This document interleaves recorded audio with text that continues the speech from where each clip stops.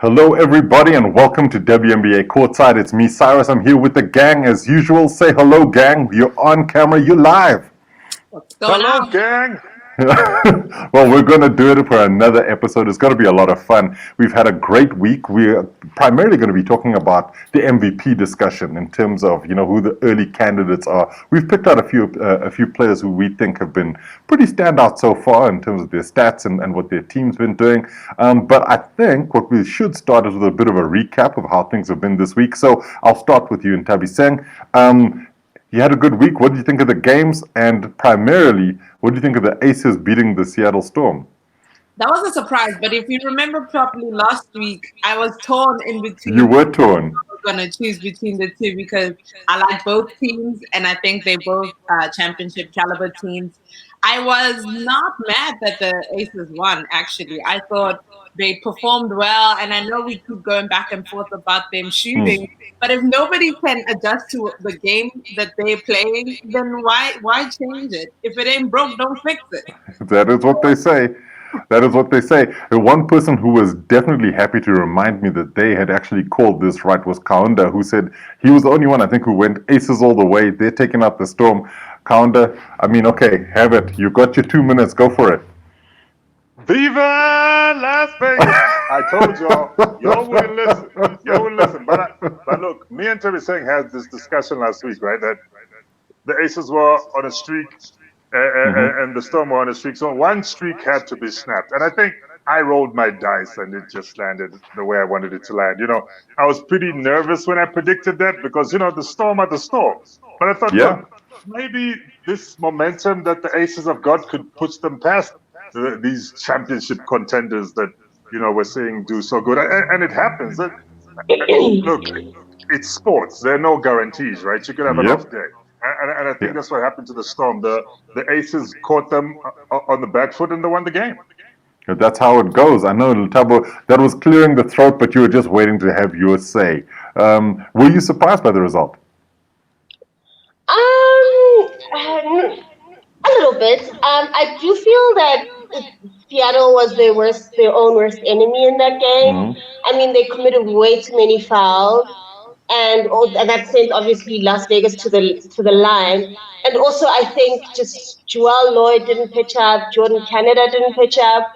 Mm-hmm. Some of their key players just weren't there. And I mean, Breanna had a good night, but it can't just be Breanna having a good night. So I think that's really just what happened. It was really more so Seattle beating themselves. But I mean, congrats though. I like it. What a great way. Let's not forget to give A'ja Wilson her props. That is exactly it. Double. 23 and 14. Come on now.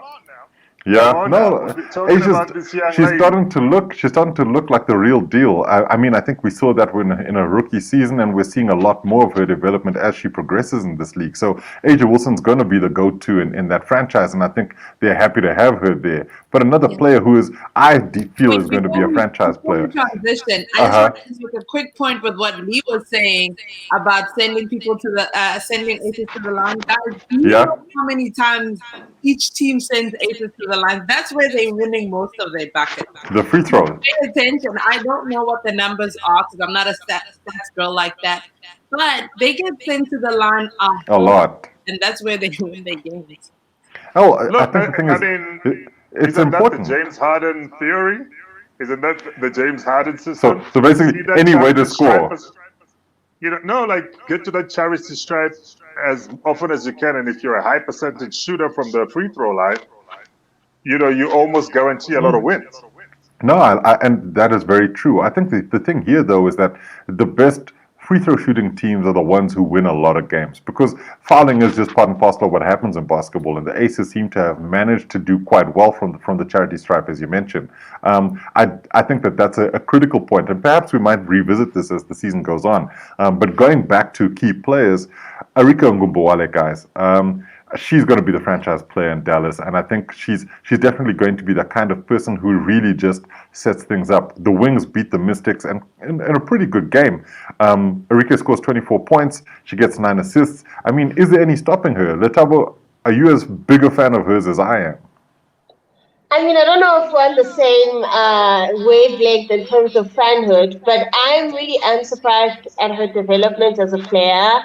I think she's definitely grown, and I think obviously the Wings culture allows her to do so because I mean she can take the team on her back. It's not like she's competing for minutes Yeah. or time or space, right? I mean, she's pretty much surrounded with a bunch of rookies and like people with less than 7 years experience.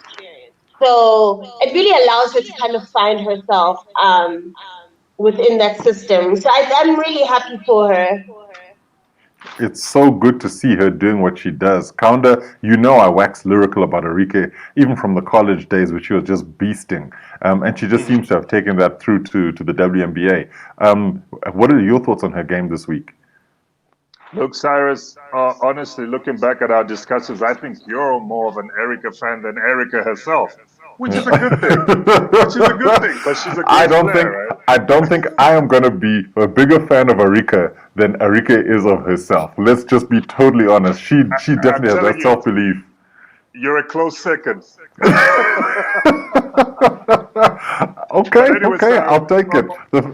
On a serious note, like, you know, since her entry into the league, I like the fact that she's carried that energy she brought from college. Because sometimes what happens is somebody's really great in college, Markel Fultz. Then when they enter the league, what did she say? Sorry, he said Markel Fultz. Don't know why he's being chucked under the bus. Yes, something happens. You know, something happens when you enter the pros, and you might either catch a panic or you have a problem, you know, integrating into systems that are brought about that you find in the team that you know drafts you. And I think with Erica, it was like, you know, I'm coming to a Wings team, and at the time, obviously, she had Skylar Diggins Smith there. Yeah. I think there was a bit of mentoring there, but her energy from, and you know, she's a high octane player.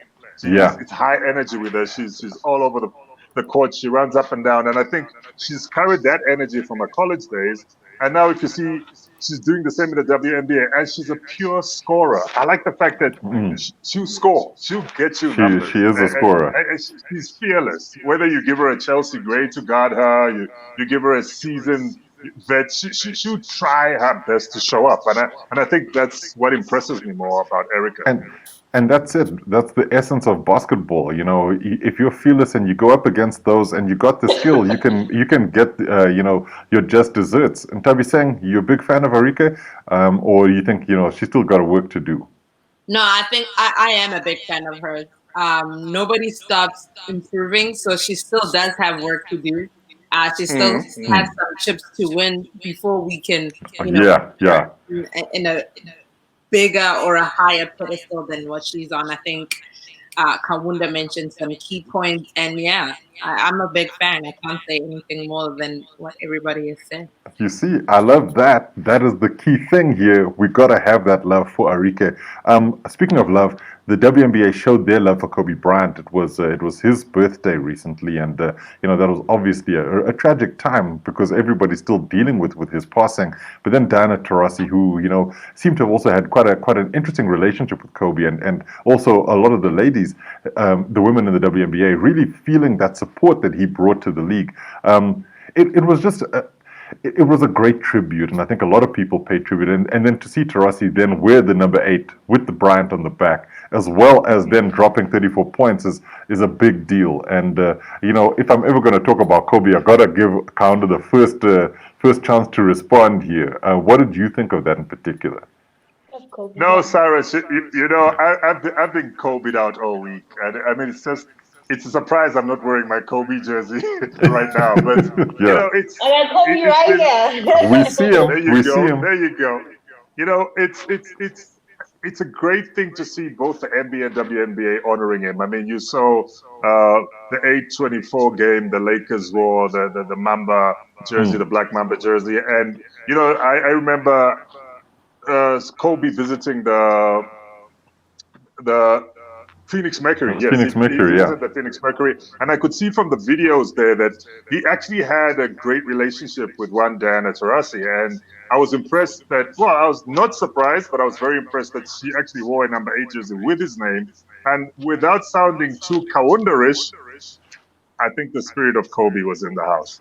This is how Kaunda goes. He can feel the spirit of Kobe, and I think that it was almost evident because in a way, when you're paying tribute to somebody, you do see this kinds of performances. Lethabo, we won't go on this point too much, but do you feel that in a way, Kobe's legacy also lives on in the WNBA because of the level of support that he was giving them? Yeah, I think so. I compare Kobe a lot to like a Snoop Dogg in the sense that a lot of the old heads in basketball tend not to embrace the younger kids. And him and Snoop were really good at like, no, I don't. You don't threaten my legacy. My legacy is my Yeah. legacy. Let me help you. And I mean, I think Joelle Lloyd had his number. Joelle Lloyd actually calls her. She doesn't call herself Mambasita. What does she call herself? She has a. Oh Is yes. it right, Oh Mamba? She has man. a name. She has a name Yeah. that's based off the Mamba name, but it's not Mambasita because obviously that's Gigi. Mm. But point is, like, she was also doing we talk about Giannis doing a training session with Kobe over the summer. She also had Kobe on deck, Yeah. um, uh, to call in case she needed any help. Yeah. Like, he was really helpful in that sense. And I think there's something to be said about that because how many old heads in basketball can we say offered themselves to that length and to that degree, not only Yeah. to NBA players, but to WNBA players, you know? Exactly. There's a lot of people that talk the talk about supporting the NBA. Papa did the walking. Yeah, no, the WNBA, he was Yeah. there. He was at the games. He brought his girls there, and they lived their truth. They actually went to so many lengths to just make sure that people saw they had the visibility, and it was also about the competitiveness of it. And Nthabiseng, I'll leave you with the last word on Kobe and the WNBA, and what kind of impact do you think that he's had on that league, and are we going to see somebody perhaps fill that mantle? Here's what I'm going to say about that. I can't remember who tweeted this or said this, but you can't mention Kobe and respect Kobe without respecting the WNBA.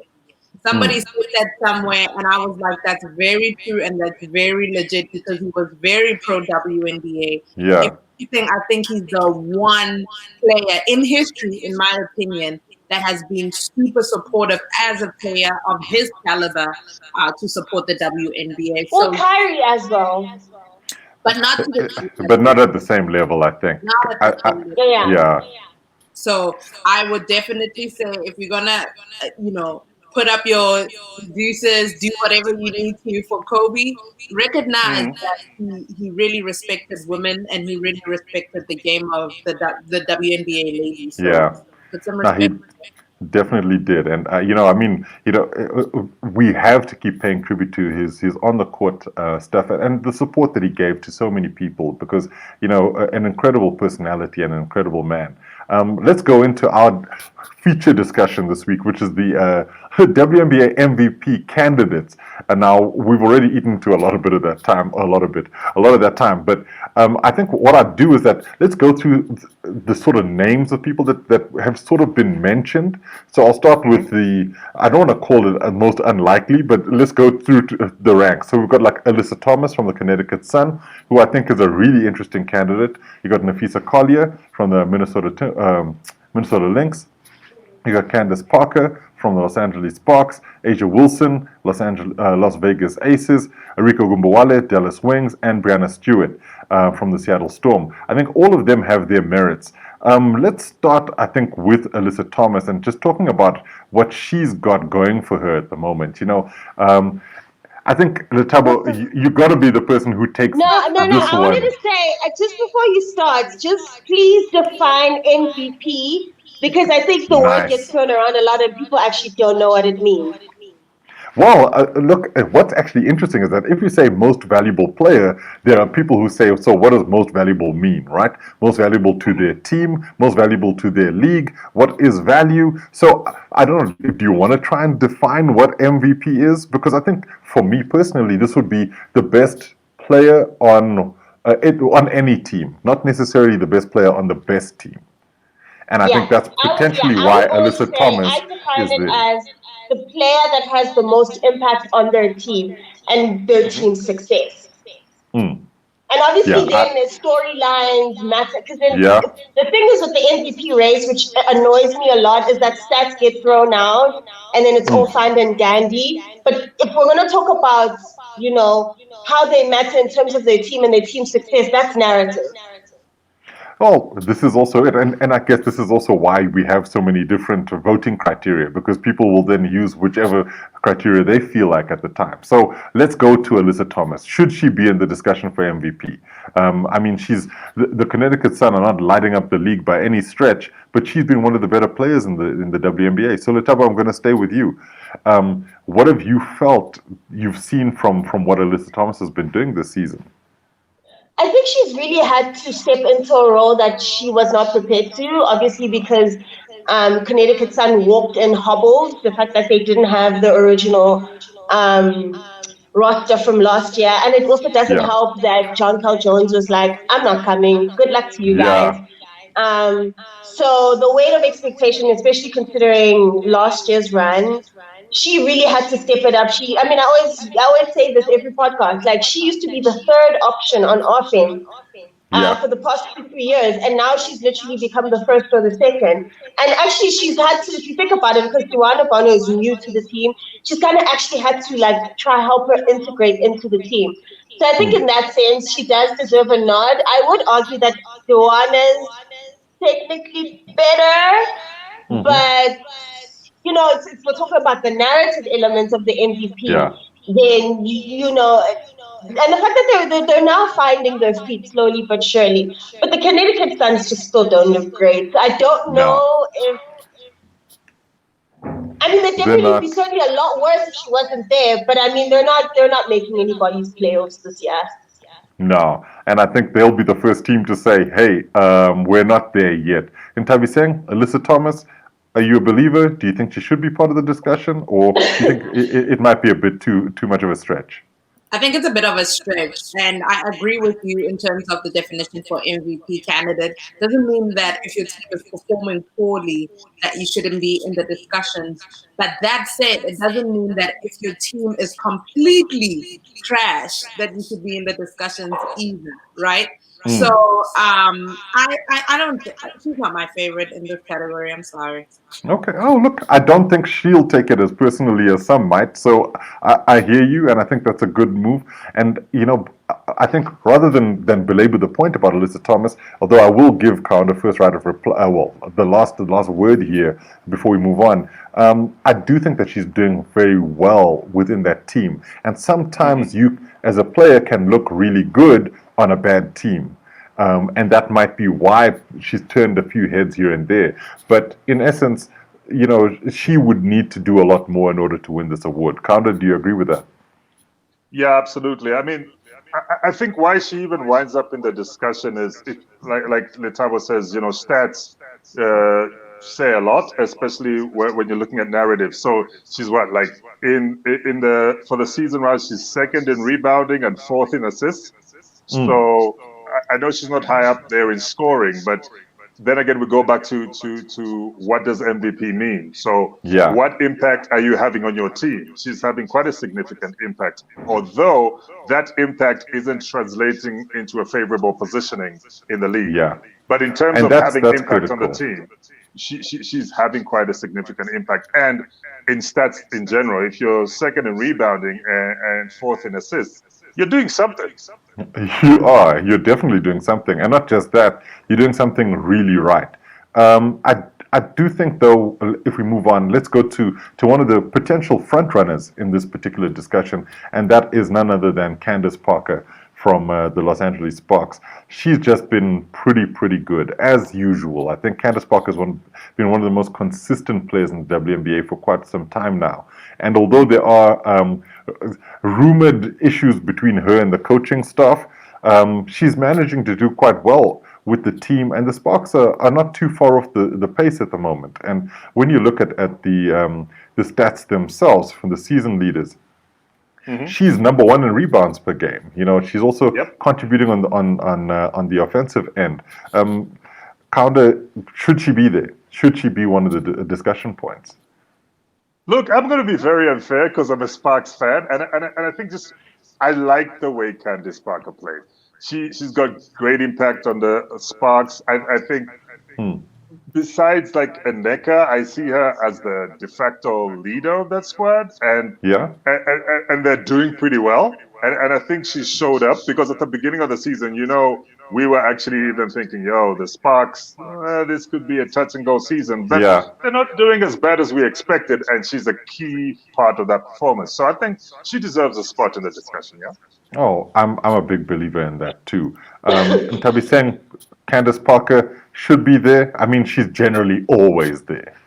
Yeah, I think Candace Parker is almost like the LeBron, where she's always in the conversation, but doesn't always mean that she will take the MVP spot. So she's leading in rebounds, and she's what, fourth in fantasy points per game, which is Yeah. really By the by, if you've yeah, got a fantasy team, you're definitely keeping her there.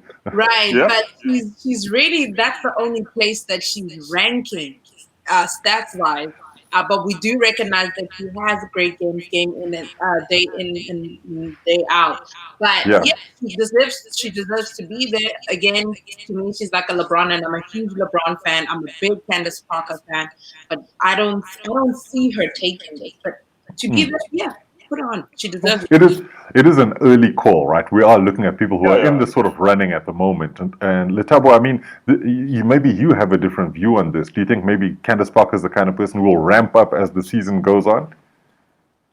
I think I read an article where she said that she's actually the bubble's been great for her because it takes less toll on her body because she's not traveling.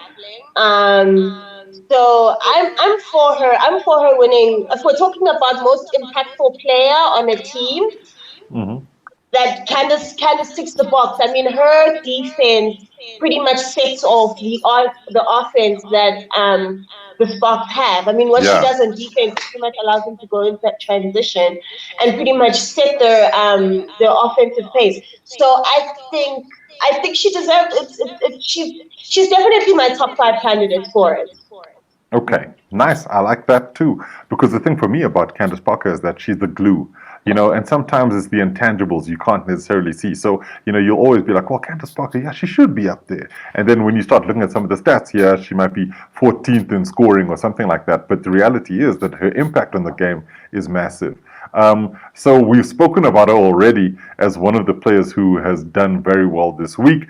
And I'm going to go back to Arike Ogunbowale, who I'm head over heels. From a WNBA perspective, she is the kind of player I would love to have on my team anytime that she's on court. She's the scoring leader at the moment in the dub, and this is for a second year, to be averaging 21.5 points a game currently, that's ridiculously high. So, you start thinking, okay, maybe there is something to this, and perhaps she could be the breakout star. And we could say, who knew that the Dallas Wings would have an MVP that wasn't Skylar Diggins-Smith in terms of the person who was running? Lethabo, do you think that Arike does have a shot, or is it too early in the season? What do you think? It's just because there's a scoring title and you have the scoring title doesn't mean you should be MVP. Dallas isn't looking great. I mean, the record isn't nothing to smile about. It's terrible. So it's just the same thing with Alyssa Thomas. Like, are we giving participation trophies now? Ooh, okay. Participation trophies. I love it. I love the effort. I love that she's growing as a player. Keep on keeping at it. My definition of MVP, greatest impact on a team. She doesn't fit the mold. Okay. Nthabiseng, do you agree with that? Listen to Kaunda's laugh. No, I would have to Participation trophy. really. I think she is one of the most, if not a very impactful player in her team, and you could clearly see it throughout the league, right? No matter who she's playing, she's got a chip on her shoulder to say, "I'm gonna go in, I'm gonna go hard, and I'm gonna put my team in the best position to win." And majority of the time, they're not getting swept. It's They're not getting blown out, yeah. yeah, like look at the Sparks game. You know what I mean? It could have gone really south for the Sparks. So I do think she deserves to be in the conversation. I do think that next year, you know what? Maybe I'm wrong, but she might be the MVP next year. This year, I don't think so. I think she'll be top 3. She's my top 3 definitely, but she's doing an amazing job. I agree with you. Come on, Lethabo, hear us. Kaunda, you also on the I'm not convinced. Enrique train. They talk about 12. At least they didn't get blown out. Is that the standard? Ooh, but for the player, just remember that we're not judging the Dallas Wings, though this is also what you're talking about, because, she can be the best player on a bad team and possibly be one of the best players in the WNBA because she has to do so much. Kaunda, you agree with that? Yes, absolutely. Cyrus, look, not only is she the scoring leader, but she's also picking pockets. Somebody called the police. Erica's number 2 behind Joanna Bonner in steals. So, look, that means she's performing on the offensive side and on the defensive side. Because you know what they say? Defense wins games, right? So if she's stealing at a good level, she's also contributing. But, I also got to keep it real. Rarely does a sophomore make it into that MVP spot because, it's just the way things are. But Lethabo, come on, she's not getting a participation trophy. This girl's putting in work. She's talking about conversation. Yeah. You said you're gonna put her over Breanna Stewart. In your right mind, and we'll get there, But let's just remember, if we're looking at Enrique's stats, right? She is in the top 5 in 3-pointers made. She's actually currently second at the moment. She's in the top 5 in terms of steals per game. She's currently third there. She's in the scoring leader, so she's doing a heck of a lot. And perhaps the Wings might have been even worse without her. So, if that's even possible. But, yeah, it is definitely possible. This is my point. Like, what are we using to define MVP? Mine is, I'm looking at you, how you impact your team and what your team is doing. If your team is not doing anything, what's the point? Well, this is also the thing. Steve Nash might have a few things to say about that. He didn't necessarily do much of the Phoenix Suns with them, but he was still MVP, and it just goes to show you that people taking notice of somebody who's doing some spectacular things. And I think the next woman that we have to talk about is Napheesa Collier, because she's also a sophomore who's doing quite well. She might not necessarily be scoring as many points as Arika Gumbawale, but in terms of the impact on the team and how well the Lynx have played, she's been really one of these star players for them. Now, Kaunda, you and I both talk about the Lynx quite a bit, and especially with the players that they've been missing. Maya Moore. In fact, the list is quite long of people who they haven't necessarily managed to find replacements for. But Napheesa really is one of those star players, and she has to be up there in this conversation. What do you think about her inclusion in the MVP conversation? No, look, from a performance perspective, I mean, she definitely deserves a mention. I mean, I think it was Nthabiseng who said last week when we were trying to shove her to the side and say, nah, she's only a sophomore, maybe she shouldn't be mentioned in this discussion. But if you look at performance and what she brings to the party, she's actually a great player. And she's doing a lot for the Lynx. And she puts up great performances. She can control the pace of the game. She's one of those impactful players. And, the Lynx have taken their knocks in terms of some vets leaving in, Simone Augustus, in Maya Moore, Lindsay Whalen. Lindsay Whalen. They've lost a lot of vets, and I mean, she stepped up to say, look, let's keep this ship moving. And I think from that perspective alone, regardless of how many years she's been, how many seasons she's been in the league, I think she deserves a mention. Does she deserve a win? Maybe not, considering the other candidates, but she does definitely deserve a mention. Yeah, and that's the point, right? And Nthabiseng, you're not going to necessarily put Napheesa Collier ahead of the likes of Breanna Stewart, but she should be mentioned, right? 100%. And I said this before. I think she deserves a nod. I mean, a lot of defensive players are not seen as MVP candidates. And look at her numbers in terms of defense. She's doing what she needs to do. Yeah. At these points, she is an impactful player. Now, she's not my top 3, but I think she does deserve a nod. So I'm with it. See, we're on the same page. Lee, Napheesa Collier, does she fit your prescription for what an MVP candidate is? I'm going to be the villain of this podcast, it seems, because I don't know, maybe I'm a lot more intense and vigorous about this MVP thing. Like, I acknowledge she's doing well, But once again, if I'm thinking about my definition, I just maybe in seventh or eighth voting. But I mean, are we talking about seventh or eighth? Or are we talking about top five? Well, I suppose we're Because if you looking want to at take it to we're top looking at 10, the the top candidates. 20 Yeah, players who deserve yeah. MVP, fine, we can name them all. But if we're talking about the five men or the six names, Mama's not on my list. So sorry. Oh, Lee, you are a very special character, and I absolutely love having Did you you on guys this show. did you guys see that? Was that The the shade? participation trophy. Yeah.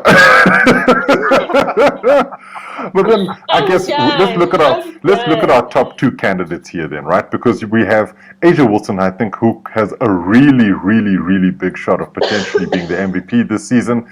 And then joining her at the top of that list would be somebody that I think a lot of us agree on and somebody that we've been speaking about a lot, and that would be Breanna Stewart. Because when you look at their numbers and their impact on the game and where their teams are, these really are the sort of front runners for MVP. So, Lethabo, I'm going to come to you first. Asia and Breanna, they both deserve to be there. What do you think the case is for either one of them? I mean, well, Breanna is clear. I mean, like I said, I think I said this last week. Name a statistical category, she's probably in it. And the Seattle Storm, we can absolutely tell the difference between last year and this year. So in Yeah. terms of impact on team and the team doing well, I mean, I think right now they're second. I think Los Angeles Aces might be first now in The the Las league. Vegas Aces. Best record. No, not quite, not quite. Oh, Oh, man. it's still Seattle. Yeah. Yeah. Yeah. Then point made. Like, it's clear. Aja Wilson is more like on a narrative base. I mean, obviously the stats are there. That's not a lie.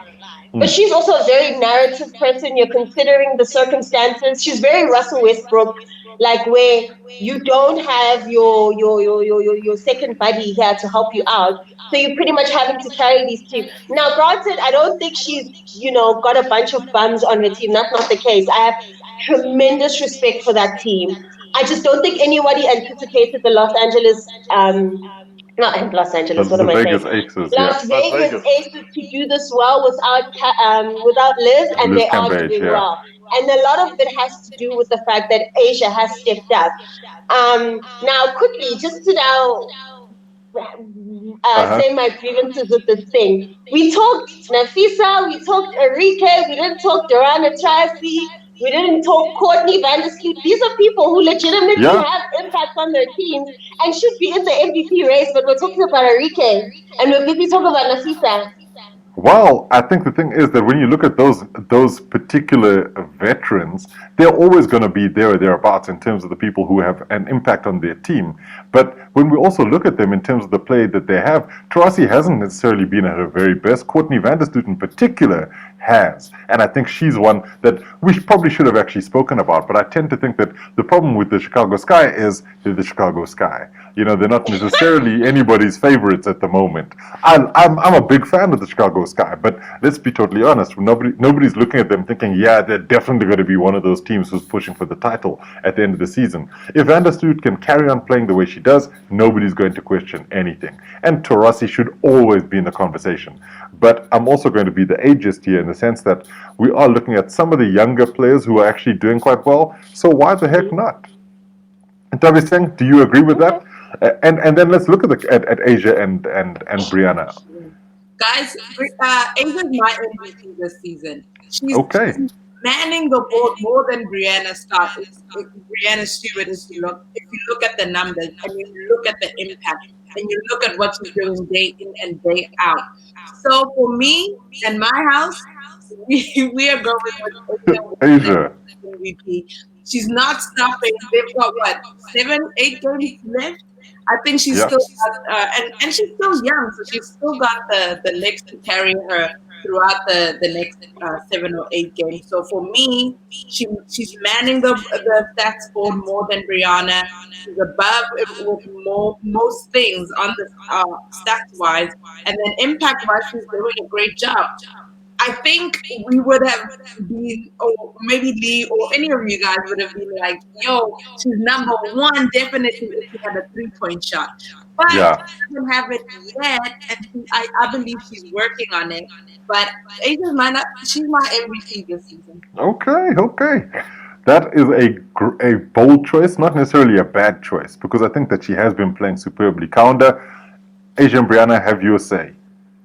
All right, now let me just look at it this way. The Storm and the Aces are so close. There's a game that separates them from being joined first. Now, clearly, Breanna's going to be the front runner just based on team performance, her impact on the team, and the way the team is performing.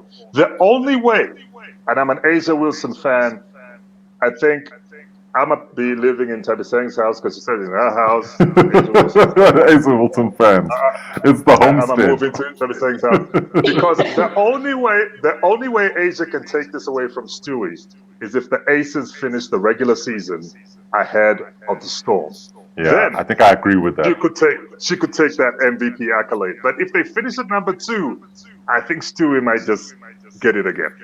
Yeah, look, I'm a big Breanna Stewart fan. Lethabo, you got something to say. No, I disagree with that. I still think she has good contention with or without that number 1 record, because once again, sometimes narrative can be more powerful than stats. Because this is like a Russell Westbrook, James Harden situation, where James Harden technically had the better record and probably the most offensively productive season in the history of basketball. But then when you consider narrative and you consider what Rusty went through, you're like, can't not give it to him. I mean, and I get you that. can give it to James another year.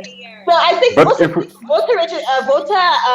it called? Voter exhaustion is a thing, which I think LeBron is a victim of, where people are just tired of voting you in. So people might be like, you know what, we gave her MVP before, let's give somebody else.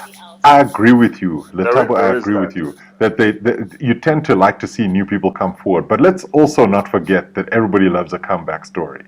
And Breanna Stewart's injury, and then the player that she is currently after such a devastating loss and having missed her whole entire season, that says MVP written out, all over it. Considering that she didn't even take that much time to reacclimatize back to the league, she just came back in and was hitting it in the high level. So I think that's the reason why I would always go with Breanna Stewart. I'm a big fan of hers.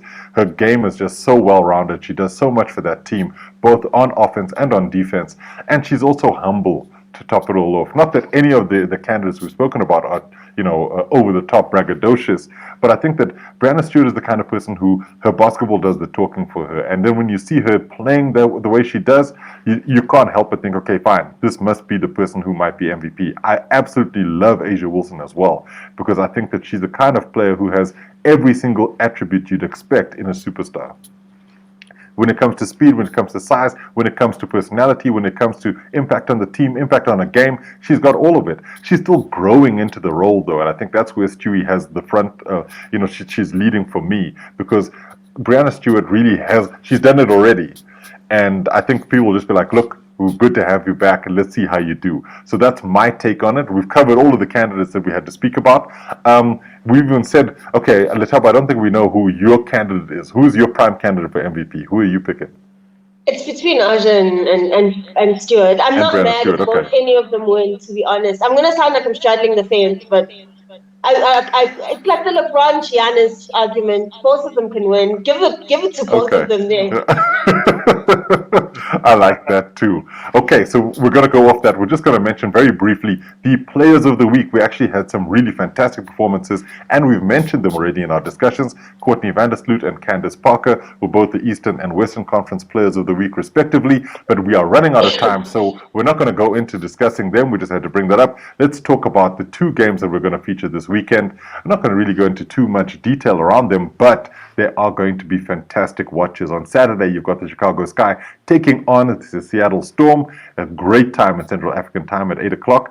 And then on Monday, early hours of Monday morning, you could almost call it Sunday-ish if you want, the Phoenix Mercury facing the Minnesota Lynx. Those are 2 really, really good games. Nthabiseng, Sky versus Storm, who do you have going to win that one?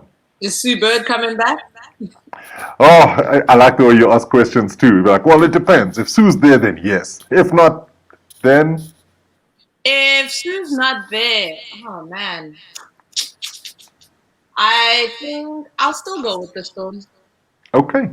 I think I'll still go with the Storm. It's pretty expensive, but I think I'll roll my dice on this one. Okay, Storm for you on that one. Lethabo? Storm. Sky or Storm? Storm. Nice. Quick response. No more needed. Kaunda? You know how they say the Chicago's the windy city, right? Mm-hmm.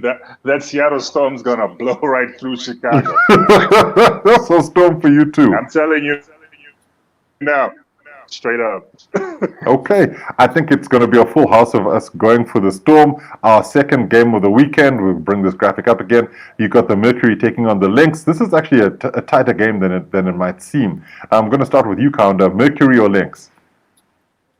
Now, I still believe in the ladies from Phoenix, Arizona. It is a Phoenix Mercury win.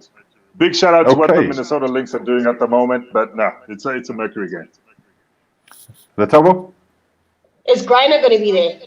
The questions are back. The questions are back. At this point, we don't know. Literally, that affects my At this answer. point, we don't know. If not, if she's not back, I'm saying Lynx. I just think they're going to lose the boards. They need those boards. They're going to lose them. I'm gonna go Lynx if Breanna's not back. Okay. Nthabiseng? I'm gonna go with Phoenix.